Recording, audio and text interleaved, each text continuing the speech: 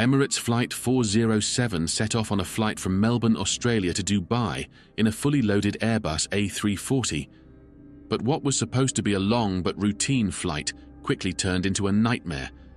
A vital human error in the cockpit led to one of the most terrifying takeoff experiences in aviation history and put the lives of the almost 300 people on board in danger.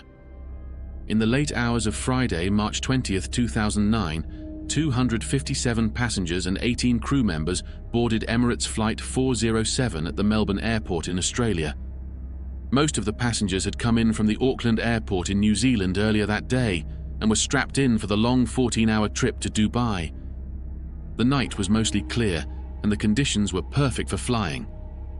The aircraft being used for the flight was a 5-year-old Airbus A340-500, which had an excellent safety record and could also carry out such a long journey without needing a refuel stop.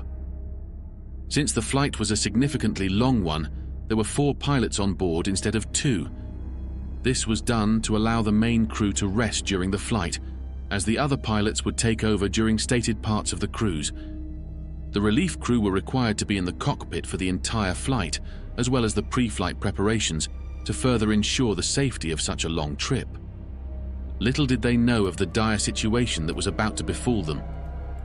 While the passengers strapped in and prepared for takeoff, the pilots carried out the important pre-departure procedures. Inside the cockpit were the captain, who had just over 8,000 hours of flying experience, with about 1,400 of those coming on the A340. His first officer had similar total flying experience, but just over 425 hours on the A340. The relief captain was the most experienced with almost 12,500 flight hours. The relief first officer had about half of that.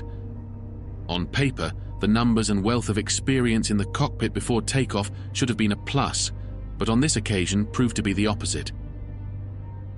During the pre-flight preparations, there were 5 people in the cockpit, 3 pilots and 2 ground engineers. The lack of space meant that the first relief officer had to stand outside the cockpit and wait for the ground engineers to leave. While the pilots and ground engineers chatted in the cockpit, the first officer, possibly distracted by all the chatter, made a grave error. He unknowingly inputted the incorrect takeoff weight into the electronic flight bag, or EFB, which is used to calculate the takeoff performance parameters. The first officer handed the EFB to the captain to confirm the associated parameters before entering them into the aircraft system.